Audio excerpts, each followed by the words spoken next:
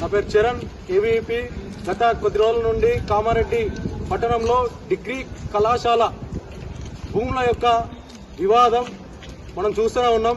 దీనికి సంబంధించినటువంటి ఏదైతే 264 ఎకరాల మీద 4 గుంటలు భూమి ఏదైతే ఉందో దీనిపైన కలెక్టర్ గారు స్పందిస్తూ వారు శ్వేతపత్రం విడుదల చేయాలని ఏవీపీ వినయించుకుంటూ ఉన్నది.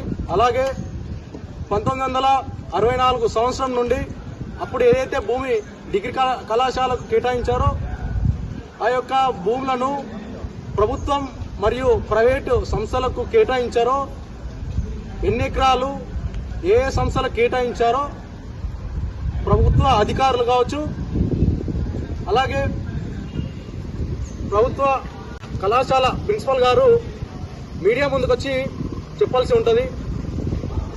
అలాగే ఈ యొక్క ప్రభుత్వ కళాశాలకు సంబంధించినటువంటి భూములను రక్షించుకునే బాధ్యత ఇక్కడ ఉన్నటువంటి విద్యార్థులకు ఉంటుంది. కాబట్టి వీటిపైన వెంటనే కలెక్టర్ గారు స్పందిస్తూ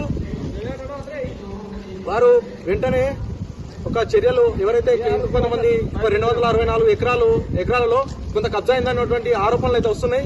దీనిపైన కలెక్టర్ గారు కూడా స్పందించాలా.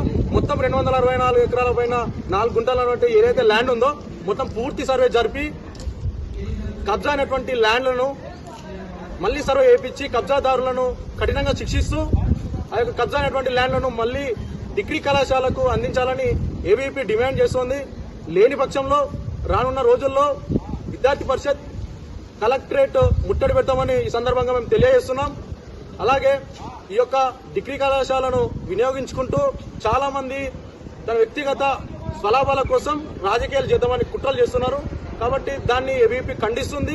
అలాగే ప్రభుత్వ అధికారులు ఇప్పటికైనా స్పందిస్తూ ఈ యొక్క డిగ్రీ కళాశాల భూములను